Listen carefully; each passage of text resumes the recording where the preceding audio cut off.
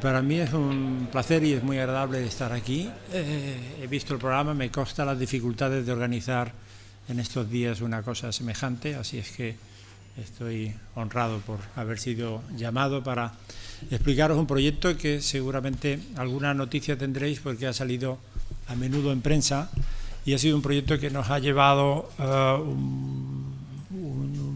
13 años, para decirlo rápidamente. Es un concurso del año 2000 que se inaugura en el año 2013. Estos tiempos largos no son infrecuentes en la vida de un arquitecto o de un constructor. Estas cosas ocurren, lo cual hace nuestra carrera un poco pasada de moda, porque realmente casi nada dura hoy tanto tiempo. Pero a nosotros esto nos ha llevado 13 años y es realmente la remodelación, la ampliación, la modernización, digamos, del Museo Nacional Holandés, el Rijksmuseum, que es un museo que seguramente muchos habréis visitado antes de la Reforma o incluso durante la Reforma, porque esta pequeña zona de aquí ha permanecido abierta durante estos 10 años con algunas de las piezas maestras de la colección.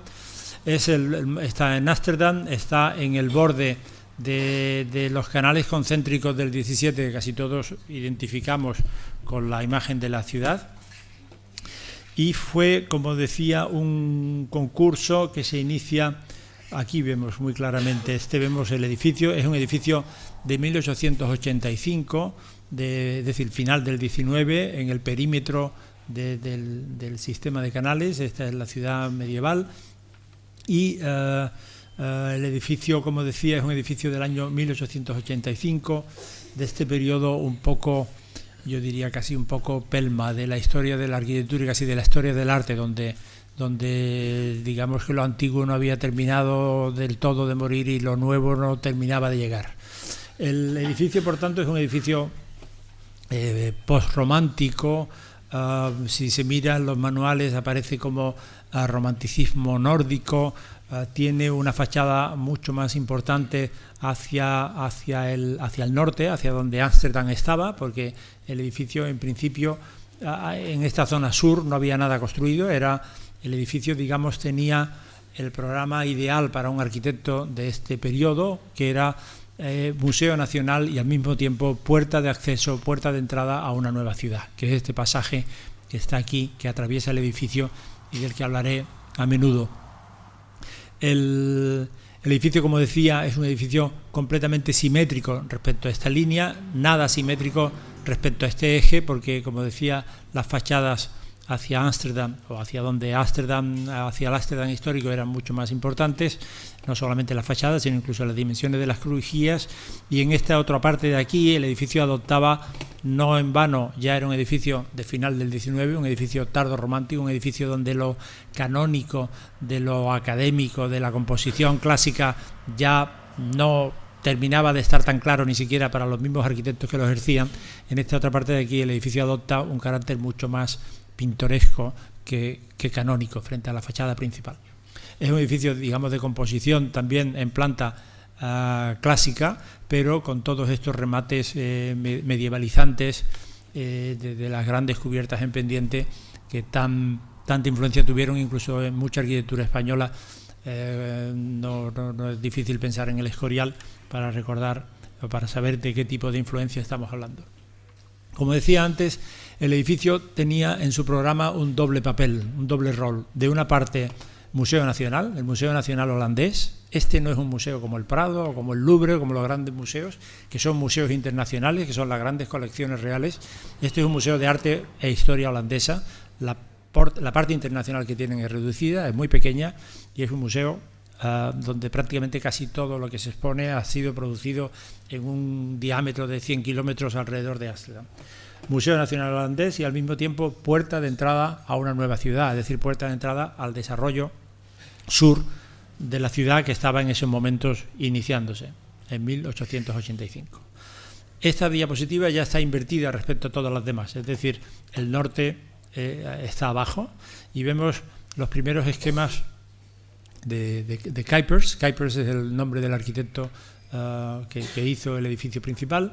Vemos este esquema de dos patios, el pasaje atravesando el centro, este aspecto más pintoresco del que os hablaba en la parte de atrás y el aspecto más canónico, más imponente, con mayores dimensiones en las crujías o en las partes que daban hacia la ciudad.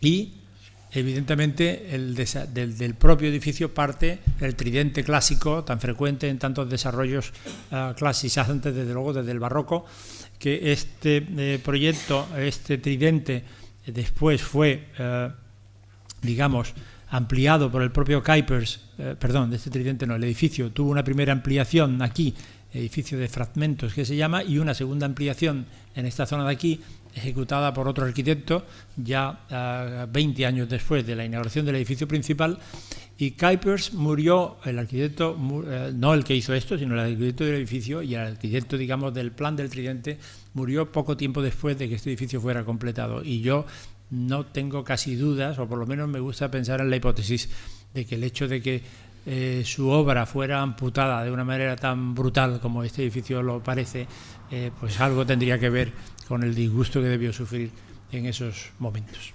Como decía, aquí vemos un plano muy interesante, un plano donde se pueden ver las dudas de un arquitecto del siglo XIX. Es un plano que tiene dibujado a derecha e izquierda dos soluciones de planta similares, pero con dos soluciones de entrada completamente distintas. Y cuando hablamos ya de entrada, en cierta manera, estamos hablando de algo muy importante en el edificio. Es decir, los museos necesitan tener una entrada y uno necesita salir por el mismo sitio que entró, porque hay tantas cosas que se relacionan con la entrada, desde el guardarropa hasta muchas otras cosas que ya explicaré. Pero aquí vemos las dudas de un arquitecto del siglo XIX, casi de cualquier arquitecto de formación clásica, cuando el lugar donde lógicamente la entrada del edificio debería estar, está secuestrado, por ser un poco dramático en la expresión, por algo distinto, en este caso el pasaje. Y entonces empiezan las dudas, es decir, si no puedo poner la entrada en el centro, me salen dos, me sale una a cada lado. ¿Cómo las pongo? Por ejemplo, una posibilidad sería, está dibujada a la izquierda y sería entrar por el patio y desde el patio alcanzar una escalera en este lado. La otra posibilidad está dibujada a la derecha, sería entrar desde la calle y poner la escalera al fondo de este cuerpo. Al final, Cuypers opta por esta solución, y esta solución se va a repetir también a este lado. Pero este plano es muy bonito porque vemos en el mismo plano histórico dibujada, con este eje de simetría, dibujadas las dudas de un arquitecto de ese momento. Esas dudas las podemos ver, por ejemplo, en toda la arquitectura veneciana. En la arquitectura veneciana es muy frecuente que haya una cosa que le llaman el androne, que va desde el canal, en los grandes palacios, que va desde el canal hasta el patio, y entonces los arquitectos venecianos realmente lo pasan muy mal, porque nunca sabes si entrar a derecha e izquierda. Es un problema de difícil solución. Si repetir escaleras y ponerlas a un solo lado, merece la pena mirarlo, porque realmente seguro que Cuypers, que tendría una muy buena formación clásica, era consciente de estos problemas. Al final, Cuypers adopta la decisión de adopta esta decisión, la repite a ambos lados, con lo cual encontramos un museo que tiene dos entradas. Yo he visitado ese edificio como visitante antes de tener la menor noción de que iba a tener que encargarme de él como arquitecto, y realmente se producía una duda tremenda de qué puerta usar, qué parte de la colección me puedo perder, volveré a salir por el mismo sitio o no volveré a salir.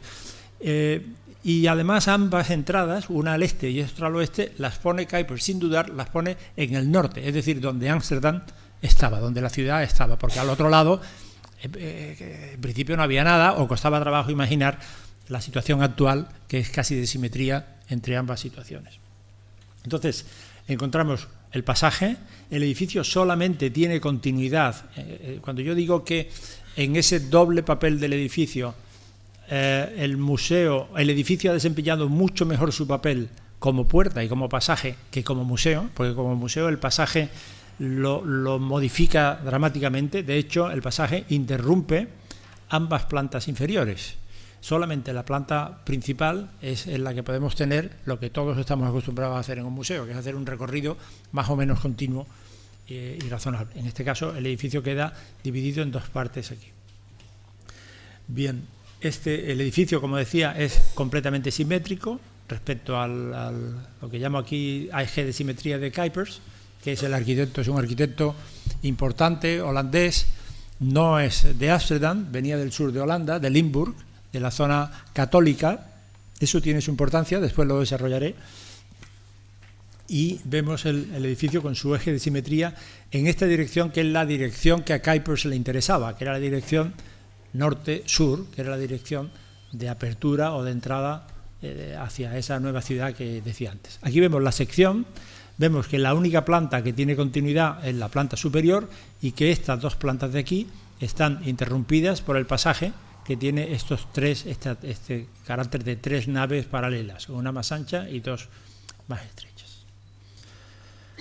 Bien, nosotros en el concurso del año 2000 propusimos una doble operación en sección. Digamos, de una parte, en sentido este-oeste, nosotros proponíamos unir ambos patios por debajo, es decir, unirlos, que es una solución que no se podía hacer en tiempos de Kuipers por razones técnicas. A partir de 1,40 m de profundidad, lo que uno encuentra en Ámsterdam no es el nivel freático, como decimos aquí, es el nivel del mar, prácticamente el agua está inmediatamente.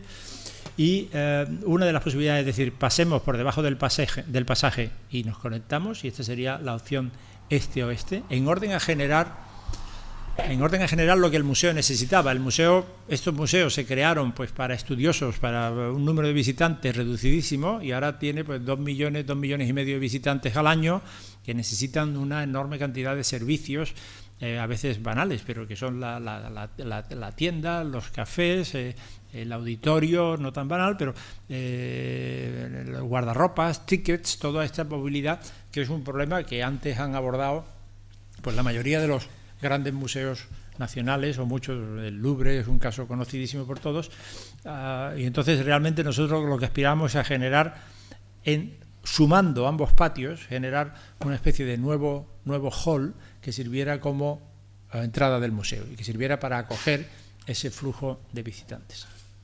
Entonces, esto daba lugar a esta planta donde uníamos los dos patios con simétrica. Ahora sí, estos patios están simétricos respecto a un nuevo eje de simetría, que es el eje de simetría que nosotros hemos usado.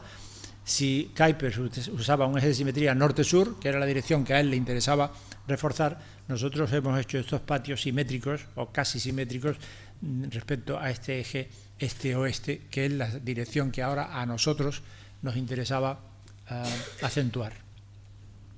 Esto permitía además dar continuidad a la planta baja. La planta alta ya la tenía y solamente la planta intermedia quedaba interrumpida por el pasaje. Esta es una intervención. La otra intervención que nosotros proponíamos, también en sección, era en sentido este-oeste, que es, en vez de mantener las dos entradas desde el norte, como están actualmente, como estaban originalmente, vamos a deprimir, o proponíamos deprimir, el centro del pasaje para dejar pasar por los laterales a los ciclistas y a los peatones y dar el acceso al museo tanto desde el norte como desde el sur, porque ahora el número de visitantes es simétrico, porque si al norte sigue estando el centro de Ámsterdam, al sur está el Van Gogh, está el Stedelijk, está el aparcamiento de autobuses. Yo diría que casi hay más gente que se aproxima al museo ahora desde el sur que desde el norte. Y entonces propusimos esta otra operación de deprimir el centro del pasaje para unir ambos patios por debajo de los dos laterales. Esto se ve bastante bien en este vídeo de aquí, donde se ve o se entiende bastante bien la operación que hacíamos. Tengo que decir que el edificio había sido muy maltratado durante el siglo XX, que los patios habían sido colmatados, o sea, habían sido... este es el edificio, con ese aspecto un poco como de casa de edificio de hadas que tiene, y este es el pasaje, tal como se encontraba inicialmente, con ambos patios cerrados. Es decir, una de las partes del éxito que ya contaré después que el edificio está teniendo, que la reapertura está produciendo, es que la gente en Ámsterdam ni siquiera conocía esta condición de apertura, es decir, estaban acostumbrados a que el pasaje era un sitio oscuro y un sitio cerrado. Es decir, la primera operación que había que hacer era, sin duda alguna, abrir los patios, porque era una terrible amputación que el edificio había sufrido, y lo que proponíamos es decir, vamos a dejar los dos laterales para bicicletas y peatones y deprimir el centro, permitiendo de esta manera la entrada, en este caso desde el norte, desde allí enfrente, desde el sur. Este ya es un nivel, estas serían las cimentaciones primitivas del edificio. Habría que ser capaz de pasar de un patio al otro, pasando por debajo o pasando a través de las cimentaciones existentes debajo de estos pilares. Por eso estas grandes pilastras que estáis viendo aquí. Este es el momento en que ambos patios se unen. El patio de la derecha lo especializamos más como patio de acceso, como patio de entrada. Estos elementos de aquí que están suspendidos ya explicaremos bien lo que es decir, esto sería un espacio público, una plaza de Ámsterdam, para ser un poco literales. Esta sería una manera de entrar al museo con cierta solemnidad. Hacemos una visita brevísima, nos marchamos de nuevo, llegamos al patio. Estas escaleras eran ambas escaleras internas, es decir, escaleras para quien ya hubiera tenido su ticket, y pasaríamos al siguiente patio por el mismo sitio, generando esta especie de gran hall con estas estructuras suspendidas que antes he señalado aquí arriba, que explicaré un poco mejor, explicaré su origen un poco más adelante. Y en este otro patio, pues, como decía, tampoco la cafetería, la tienda, la librería y todo ese tipo de cosas. Ya proponíamos usar una piedra que será importante en la lección, que ahora explicaré cuál es, y desde aquí pues llegaríamos a la zona de cafetería y se termina, digamos, nuestra visita. Esto es un vídeo del año 2003 probablemente, o 2004. Bien.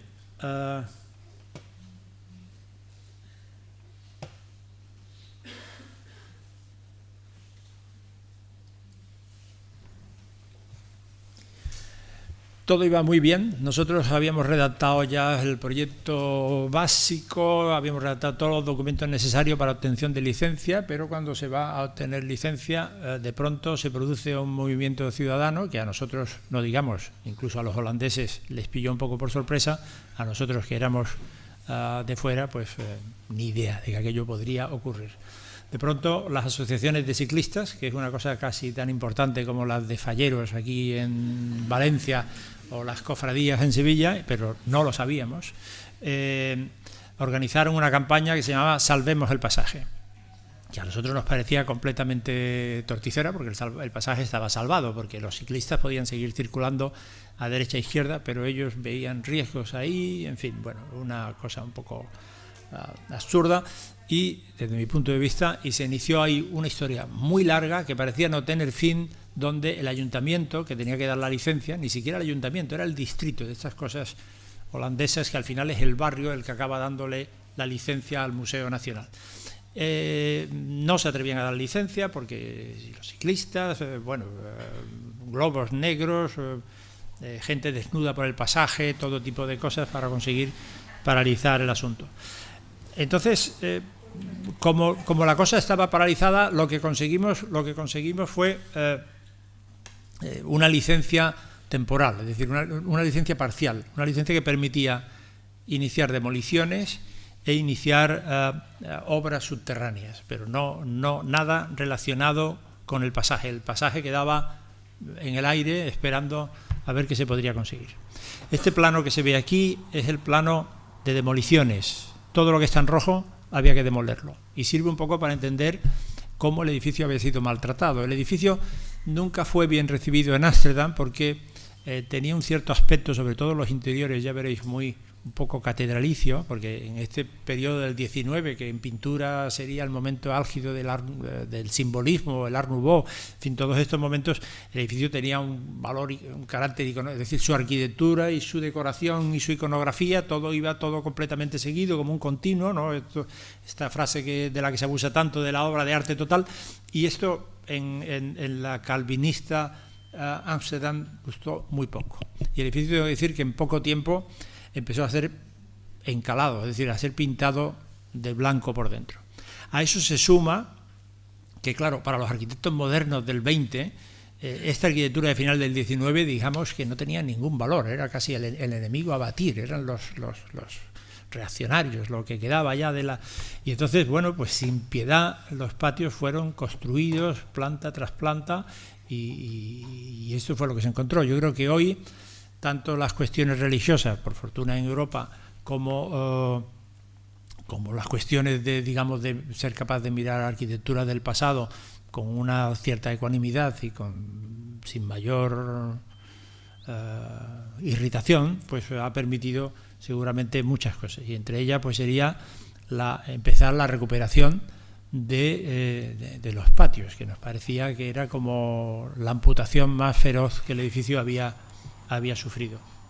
Una vez se demolió todo esto, se inició la excavación, y cuando decía antes que uno encontraba el nivel del mar, no era una exageración de andaluz, sino que era exactamente lo que ocurrió, y me hace ilusión enseñar estas fotos porque yo nunca he tenido obras con obreros en barca y tampoco he tenido buzos en las obras, y en este caso tengo que decir que nosotros hemos sido más que nada pues espectadores admirados de las habilidades de los ingenieros holandeses, que seguramente son los mejores en este tipo de temas, ¿no?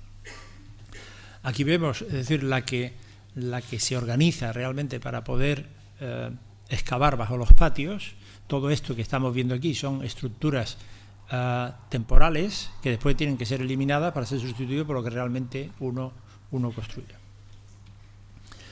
Y como decía antes, hablando del aspecto iconográfico del edificio, estas son imágenes del edificio en su estado inicial. Ya veis toda la pintura, todo ad hoc, todo este tipo de decoración de los paños, que tiene mucho origen en el arts and craft inglés y en movimientos modernistas franceses. Todo este tipo de cosas en muy poco tiempo pasa a estar pintada, encalada, no digamos primero por esta historia digamos de ese desdén protestante por la decoración, y por lo más que protestante calvinista, casi por la decoración y por lo excesivo, y de otra parte pues por los arquitectos del 20, que siempre estimaron que lo que había que hacer era pintar de blanco e ir saliendo adelante. Como había tiempo, porque realmente no teníamos licencia para seguir, pues se inició una meticulosa recuperación, restauración y modificación de recuperación de todo el espacio interior, no solamente de este, sino de las escaleras, es decir, de toda aquella parte que era compatible con lo que hoy entendemos con una plausible exhibición de una obra de arte o de una pintura, porque realmente había, digamos, demasiado. Entonces, pero sí que en aquellos espacios más públicos, como este hall de aquí, pues se recuperó bastante. Ya veréis las imágenes después de lo que se hizo. Bien, como la obra se paró, ¿no? Porque la obra estuvo parada, aunque hicimos los sótanos, la obra se paró casi 2 años con toda esta historia de la licencia. Hubo tiempo de hacer un edificio que es este que estáis viendo aquí, que formaba parte del concurso y que formaba parte de la operación Rijksmuseum, y que lo voy a explicar como un paréntesis dentro de la explicación del edificio principal, que seguramente es la que más nos interesa, y que es un edificio que se llama el Atelier Building, el edificio de talleres, el edificio que está destinado a albergar todos los talleres de restauración del museo, que son muchos, no es solamente pintura, es alfombras, es artes aplicadas, son muebles, son marcos, es decir, papel, en fin, 1000 cosas que daban lugar a muchos talleres distintos, muchas veces con demandas distintas también en cada uno de ellos. Y este es el edificio, que lo estáis viendo aquí, este es el edificio principal, y estamos viendo el edificio aquí. Este edificio, no sé si es un render o es una foto aérea en este momento, realmente no lo sé, pero lo que hicimos fue conservar un edificio existente que teníamos aquí y ampliarlo detrás con el edificio de talleres. Es un edificio donde la actividad lo ha mejorado de una manera extraordinaria. Los arquitectos, y yo creo que todo el mundo, ¿no? Todo el que trabaja en diseño siempre está temeroso del uso que hagan de sus cosas o de la ocupación que el edificio reciba. Yo creo que en este caso es un lujo abrir, que se abra una puerta y encontrarse de cara con Rembrandt o con las cosas que están haciendo, que realmente son fantásticas. Como decía, el edificio existente era con una zona aquí detrás que propusimos demoler. Conservamos la cabeza, que le llamamos la villa, que es un edificio de aspecto muy residencial, y demolimos toda esta parte de aquí atrás, que eran una serie de talleres para seguridad en el trabajo, que fue el propósito inicial de este edificio, que también lo hizo Kuipers, aunque es de 1911. Lo que hicimos fue prolongar el edificio aquí atrás con una nueva edificación dividida en dos partes. La subdividimos en dos partes para tener dos volúmenes similares, o de cierta manera no demasiado grandes, y similares a los que ocupaban el resto de la manzana. Esto es Veiligheid, es seguridad en holandés, el Instituto de Seguridad, tal como era. Es decir, lo que llamamos la villa es esta cabeza de aquí. Nosotros esto propusimos demolerlo y lo pudimos demoler. Conservamos la villa, que es esta parte de aquí, y a ella unimos, y cuando digo unimos me estoy refiriendo también enlazamos, no justapusimos, sino realmente imbricamos ambos edificios de una manera que me interesará explicar después cuando hable del edificio principal, la manera en que nosotros vemos todos estos temas de la restauración, o sobre todo de la justaposición entre lo nuevo y lo antiguo, que me parece que en demasiados casos se abusa. Surgen soluciones demasiado narrativas. Cuando un arquitecto o cuando un restaurador intenta demostrar lo que es nuevo y lo que es antiguo hasta extremos excesivos, y esto ocurre constantemente, a mí me parece que el resultado es abrumador, narrativo, cansino, y sobre todo en arquitectura. Los edificios duran mucho tiempo y no pueden estar contando una historia durante tanto tiempo. No se puede ser narrativo, diría. Entonces, este edificio, por ejemplo, está construido con un ladrillo muy parecido a que se sigue fabricando igual en Holanda, eso no ha cambiado, y nuestro propósito es siempre, pues, quien quiere prestar atención se dará cuenta de lo que es nuevo y de lo que es viejo. Quien quiere usar el edificio de manera tranquila y desapercibida no será abrumado nunca con un arquitecto intentando explicar por qué, cuándo y cómo se hicieron las cosas. Aquí vemos la sección, se ve el edificio antiguo, el edificio que aquí nos unimos al edificio antiguo, un primer volumen, lo dividimos en dos, un segundo volumen, y la llegada a la calle de atrás, que es donde está la carga y descarga de piezas de arte y de cosas, con dos sótanos importantes conectados por un túnel, finalmente conectados por túnel al edificio principal, porque claro, este edificio tiene que tener las mismas condiciones de seguridad de un museo, porque al fin y al cabo las piezas que se restauran son las piezas del museo. Aquí vemos aquí está el túnel de conexión con el Rijksmuseum y vemos la sección. Es un edificio muy eficiente, muy talleres sobre talleres y sobre talleres, con una condición, aquí unido al edificio existente, con una condición muy clara y muy obsesiva, que querían luz del norte. Nosotros decíamos, bueno, luz del norte al fin y al cabo es una temperatura de la luz, eso se puede conseguir de muchas maneras. No, todo el arte holandés ha sido hecho con luz del norte y queremos luz del norte. Bueno, arriba es fácil, pero en las otras plantas no era tanto, y ahora explicaremos cómo lo hemos hecho. Bueno, lo hemos hecho usando, aquí vemos la villa y vemos el edificio nuevo detrás. A eso me refiero cuando digo imbricarlos o unirlos o no marcar demasiado las cosas. Y usamos el mecanismo bastante tramposo que conocéis y que conocemos todos, de cuando alguien hace apartamentos en la playa e intenta vender sus apartamentos con una deshonesta visión del mar a través de una inclinada. Y tuvimos que hacer lo mismo buscando el norte como fuera posible, solamente yo diría que a través de estos grandes marcos de aluminio pues lo unificábamos, lo convertíamos como si fuera un gran hueco, aunque sea realmente 3 o 4 plantas aquí dentro, y esperamos haberlo redimido de esa condición inicial un tanto tramposa que tiene ese mirar hacia donde viene la luz. Entonces yo diría las pendientes, o sea, el diente de sierra más esta verticalidad, pues yo creo que hace el edificio, le da un carácter muy vertical y un tanto, yo diría, gotizante, por decirlo de alguna manera, un poco, espero que bastante de acuerdo con el carácter de la ciudad que teníamos en torno. algunas imágenes del edificio. Es un excurso un poco largo porque tengo que volver enseguida al edificio principal, pero realmente es un edificio que nos ocupó, que disfrutamos haciéndolo y que nos ha dado muchas satisfacciones. Yo era un edificio que teníamos temor porque realmente no es gente fácil de contentar. Gente que está restaurando a Vermeer, pues no es fácil, que puede matar por un tono de azul. Entonces teníamos miedo porque, claro, esto se iba a terminar bastante antes que la obra que estaba parada, el edificio principal. Y dice, bueno, como estos no estén contentos, vamos a tener un problema. Pero tengo que decir que ha sido un edificio muy bien recibido y mi agradecimiento hacia el staff del museo es grande. Y a veces esto que estamos viendo, por ejemplo, es la unión entre el edificio antiguo, la villa, y la parte nueva. Este, por ejemplo, de aquí es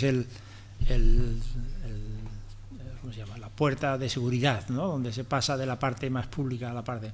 A veces cuando voy a Ámsterdam, aquí arriba hay una cantina, me gusta ir a la cantina porque no es raro que alguien me diga trabajo aquí muy a gusto, estoy muy bien, y como en España nunca me ha dado las gracias nadie, pues intento hacerme el encontradizo y que casi siempre me sale relativamente bien. Hicimos un edificio muy neutro, muy limpio, muy claro, unos interiores, como podéis ver. En este caso hemos llegado al norte, donde hay unos pequeños sitios con cocinitas para que el personal descanse y se tome un café. Y esto es lo que digo, como el edificio ha sido ocupado, la intensidad que ha ido cobrando y la belleza que ha ido cobrando cada una de las habitaciones. Y estos son este staff del museo, al que tan agradecido estoy y al que me hago el encontradizo cada vez que voy. La historia seguía y llegó un momento en que era insostenible la situación. Es decir, nosotros no podemos tener ninguna queja de nuestro cliente, que era un cliente complicado, formado por el Ministerio de Cultura, el Ministerio de Obras Públicas, y por usar términos españoles, y el propio museo. Pero ya llegó un momento en que dijeron, no podemos, esto lleva un retraso ya de 2 años adicionales, esto hay que abrirlo, por favor, a ver qué se puede hacer. Pero durante 2 años realmente respaldaron la solución que queríamos hacer y se intentó. Total, nos tuvimos que dar por vencidos y hacer esta situación en la cual el pasaje, pues los ciclistas pasan por el centro, que es donde al final ellos entendían que estaba el poder, y por aquí sigue pasando, y los peatones pasan por los laterales y se entra al museo desde los laterales, nuevamente al este y al oeste, con la única ventaja adicional ahora de que se entiende mejor dónde se está, porque se ve que ambos espacios están conectados por debajo y es un único lugar.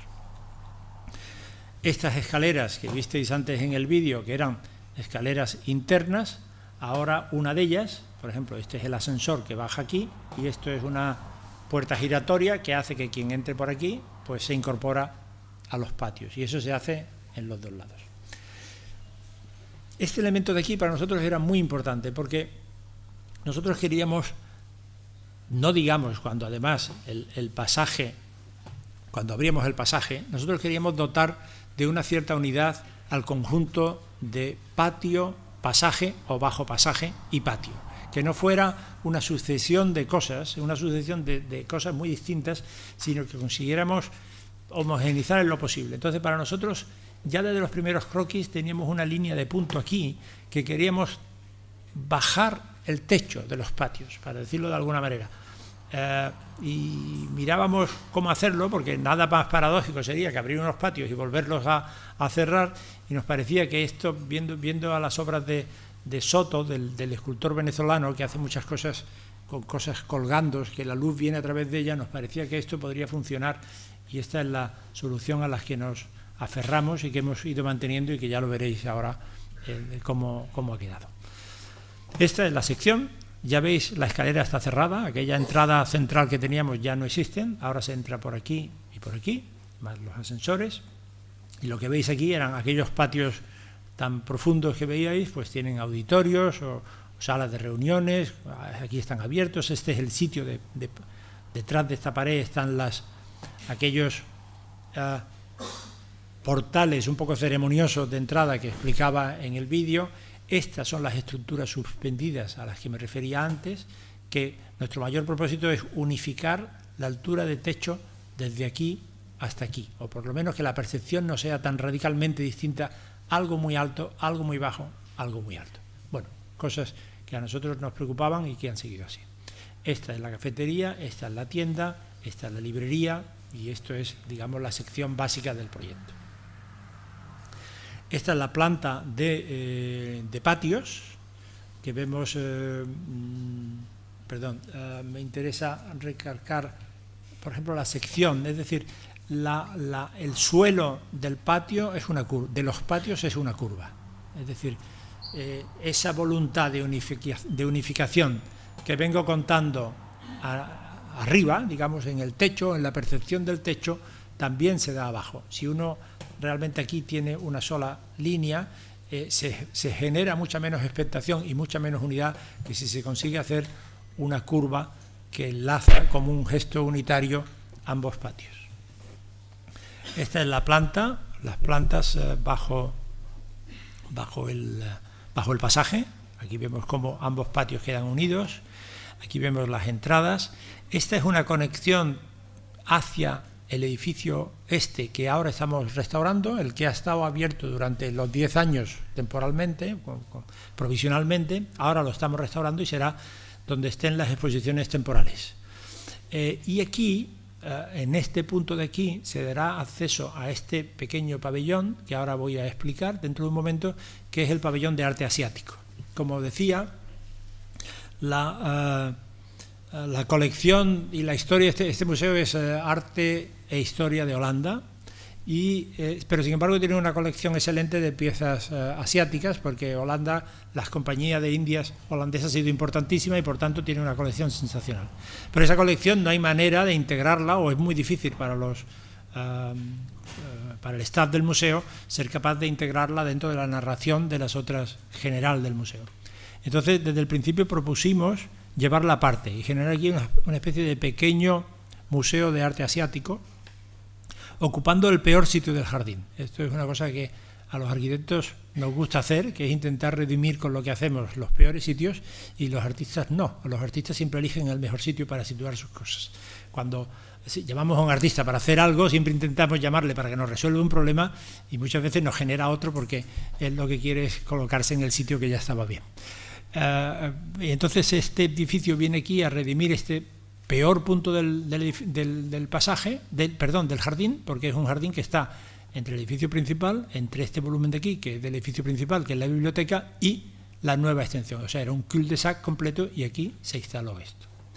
Esta es otra nueva intervención que hacemos en el museo, que se llama Entrance Building, el edificio de entradas, que concentra todas las entradas que no son de público, de staff, de instalaciones, de mantenimiento, de carga y de descarga. Todo esto viene a situarse aquí, que es la puerta de entrada a un gran anillo subterráneo que rodea todo el edificio, donde están instaladas, donde están concentradas buena parte de las instalaciones, nuevas instalaciones. Porque claro, otro de los aspectos importantes que había que hacer, otra de las cosas que era necesario hacer,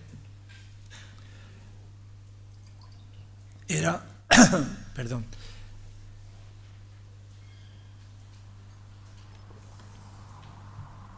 elevar la calidad, elevar el nivel técnico del museo. El museo era un edificio cuyo clima estaba mal, el nivel de humedad era malo, acústicamente un desastre. Es decir, todo este tipo de cosas había que intentar mejorarlas, y eso ha implicado unas dificultades grandes, porque claro, es un edificio difícil de aislar, porque es un edificio histórico, casi cualquier sitio ha sido previamente, tiene algún tipo de resto histórico que hace difícil unirse a él. En fin, esta ha sido un poco la parte del proyecto. Esta que vemos es la planta de pasaje, que sigue siendo, digamos, la planta histórica del edificio, con las entradas a derecha e izquierda para puertas giratorias o para ascensores. Estas son las plantas superiores, la galería de honor, con el sitio, con la habitación de la Night Watch, que es como sus meninas, es como el gran símbolo nacional, está en este punto. Y esta es, digamos, estas escaleras y este hall de aquí es el que hemos hecho retroceder, digamos, a su condición inicial, porque no hay obra de arte o no hay obras expuestas. Y estas son las plantas superiores donde están las galerías del siglo XX, que es algo más secundario. Aquí vemos el edificio levantado, el pasaje levantado en el aire, es decir, prácticamente estos son gatos hidráulicos que sostienen el edificio en el aire. Era muy emocionante ir de noche al edificio a escuchar el edificio en el silencio, se oían.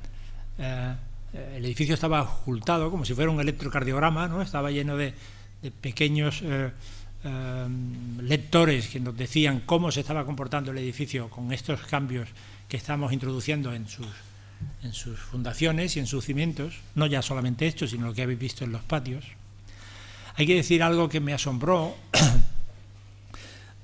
Hubo que pasar muchas veces de fuera adentro, cosas, tuberías, grandes tuberías de aire, y se pasaba a través de los pilotes de madera del edificio inicial.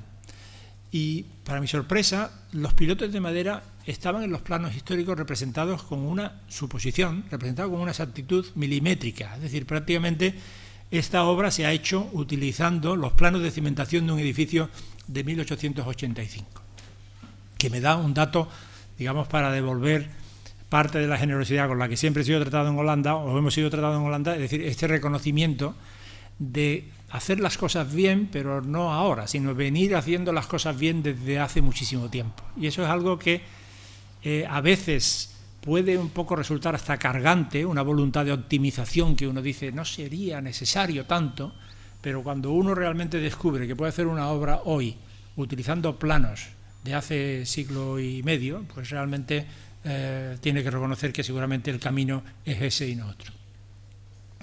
Este es el pasaje en su situación actual, son imágenes reales del pasaje. Ya vemos los patios a derecha e izquierda, vemos los ciclistas felices atravesando el centro,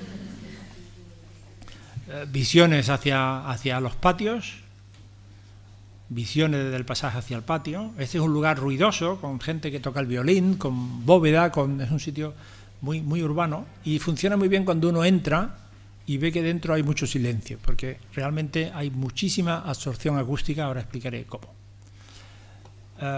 Otro breve excurso, el pabellón de Asia y el edificio de entradas que mencionaba antes. El pabellón de Asia muestro algunas ideas, es este pequeño museo, también lo muestro porque realmente digamos que es un punto donde los arquitectos nos hemos sentido más libres, porque realmente aquí en el edificio principal el componente de servicio de lo que hemos estado haciendo era tan alto, servicio me refiero al edificio asistente a un cliente complicado, que realmente este pequeño pabellón que es como un pequeño museo de arte asiático que viene a rellenar este sitio, pues fue un edificio que nos gustó mucho hacer. Está como en un pequeño estanque y adopta esta geometría tan irregular porque el sitio es tan pequeño que no nos podíamos permitir hacer un edificio paralelo al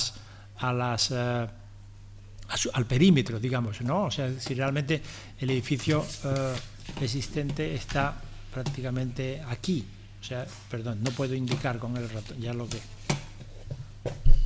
faltaba. El edificio, el solar, por decirlo de alguna manera, es muy pequeño, entonces el edificio jamás es paralelo, con lo cual estos sitios quedan redimidos de esa condición que si no sería terrible. Desde aquí, que será un punto que adquirirá todo su sentido cuando esté abierta la zona de exposiciones temporales, se puede acceder a este pequeño museo que tiene una planta superior, que es esta, y una bajada a un sótano que ocupa una planta como la del estanque que está en planta superior.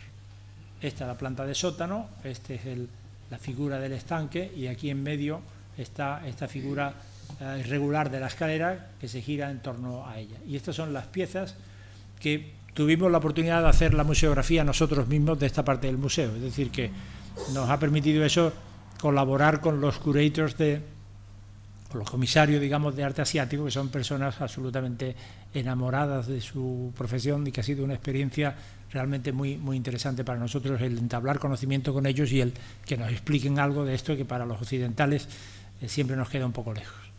Esta es la museografía que decía que hemos hecho.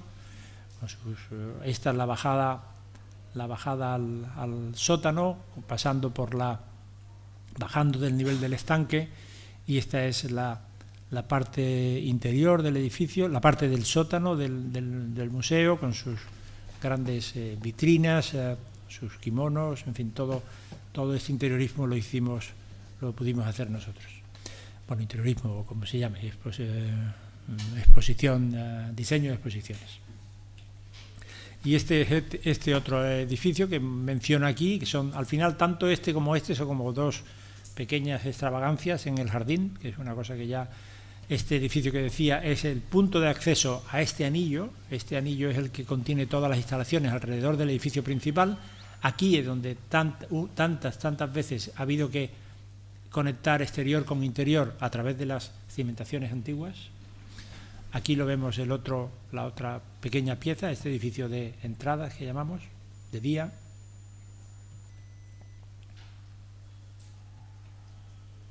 Y solamente una mención a este 3, es decir, el patio, el atrio 1, el atrio 2 y el 3, modesto, pero está por abrirse, que es el que tendrá las exposiciones temporales que estarán en lo que estamos trabajando ahora, en esta tercera sorpresa, digamos, que el edificio reservará, de encontrar un tercer patio con su estructura suspendida y con todo lo más parecido posible a los otros dos.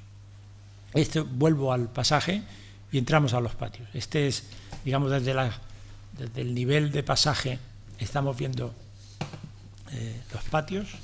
Los patios están desarrollados con una piedra portuguesa que no existe en el museo, pero que, bueno, hubiera sido raro que existiera en el museo una piedra portuguesa, pero en el edificio original, pero realmente por color y por textura podría haber estado, con lo cual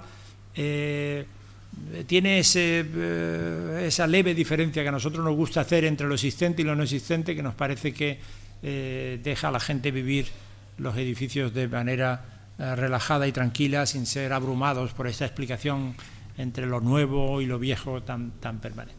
Estos son los puntos de entrada. Aquí hay unos patios que iluminan la entrada del auditorio. Esta es la visión general del patio de accesos, con los ascensores aquí, las entradas de público.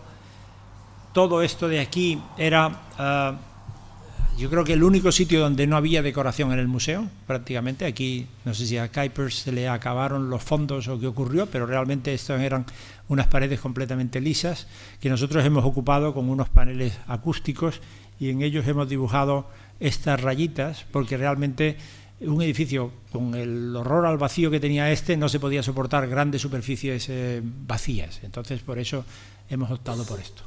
Este elemento, que llamamos el chandelier y que tiene esa misión, digamos, de filtrar la luz hacia abajo, pues chandelier es candelabro en francés, pero también en holandés, lo dicen así, concentra la iluminación del patio, concentra muchas cosas, concentra los altavoces, cámaras, en fin, cosas de seguridad, nos ha resuelto muchos problemas, y cada uno de estos elementos es una viga acústica, es decir, que es un elemento de absorción acústica, y es muy agradable realmente estar en el pasaje con gente que pasa en bicicleta, timbres, un violinista, ruido, y al entrar aquí uno inmediatamente siente ese confort, y yo creo que realmente estoy muy agradecido a esta decisión, porque me parece que ha sido parte del éxito de las cosas, ¿no? Cuando hace buen tiempo, que lamentablemente no es cada día, pues se producen estos efectos de luces que a los holandeses yo creo que les gustan más que a nosotros aún, porque dicen que es muy mediterráneo, para sorpresa nuestra, y aquí veis un poco la diferencia entre lo nuevo y lo antiguo, que tampoco es excesivamente abrumadora, me parece. Lo que hablaba de los paneles acústicos con sus líneas, y algo que sí que es cierto, y es que si bien, como yo decía antes, uno de los mecanismos para conseguir que lo nuevo y lo antiguo se lleven más o menos bien, digamos, yo creo que es compartir tamaños y espesores y solidez, ¿no? Es decir, aquí podríamos haber hecho arquitecturas mucho más ligeras, aquí podríamos haber hecho barandillas que fueran puramente cristal, o casi hacerlas desaparecer. Yo creo que dotar a estos elementos de una cierta realidad, de una cierta presencia, pregnancia, tectonicidad, gravedad, al final, es lo que permite que, siendo arquitecturas modernas, porque esta escalera lo es, pueda justaponerse a una arquitectura tan iconográfica y hasta, como decía yo, un poco pelma del 19, que es esta. Tenía un problema adicional este edificio, es decir, este tipo de edificios sobreactuados, obra de arte total, etcétera, etcétera, genera que al que interviene en él le cuesta mucho trabajo encontrar un punto en blanco, un punto vacío, un punto donde justaponerme, donde unirme. Siempre algo había hecho Kuipers allí, ya había una base distinta, había un capitel, había algo que hacía especialmente difícil trabajar en él, ¿no? En esta especie de edificio casi operístico. Las entradas, los pasos, un banco diseñado por nosotros. Como sé que estaba en una escuela de diseño, he traído mi modestísima participación en este tipo de cosas. Se llama el Banco Rijks. El patio con su infodesk, con todas sus cosas, y ya estamos mirando hacia el otro patio, ¿ves? Estamos viendo ascensor, estamos viendo la puerta giratoria y estamos ya viendo hacia el otro patio por este pasaje que a mí yo lo imaginaba mucho más hermoso porque estarían las otras escaleras, pero bueno, que algo tiene casi inevitablemente de estación de metro. Yo no lo puedo, tengo que sustituir esta foto porque no está tan mal. Y aquí llegamos al segundo patio con una escultura que van a quitar, o sea que eso está aquí temporal gracias a ¿ves? Los escultores siempre se ponen en el mejor sitio, ¿no? Y los artistas también lo hacen. En el mejor sitio, digamos, que el arquitecto visualizaba. Y aquí estamos viendo, en el fondo, estamos viendo la tienda aquí abajo y la cafetería aquí arriba. Esta sería la visión desde el momento de la entrada, con la tienda abajo y el café aquí arriba. El café está entero amueblado con mueble holandés, digamos, clásico, moderno clásico, pero de los años 50, 60, 70, piezas conocidas muchas veces. Y aquí una pequeña entrada a la tienda. Nosotros hicimos el interiorismo de la tienda, tuvimos un interiorista especializado en cafés y en bares, en este punto de aquí arriba, pero que, digamos, trabajó con nosotros, no trabajó contra nosotros, que esto también puede ocurrir en ocasiones. Nos acercamos y la entrada a la tienda sí la hicimos directamente nosotros, y la librería un poco más abajo. Y esta es una foto a la que le tengo cariño porque está hecha, no sé si con el teléfono o con la cámara del estudio, pero es la primera vez que se encendieron los chandeliers, ¿no?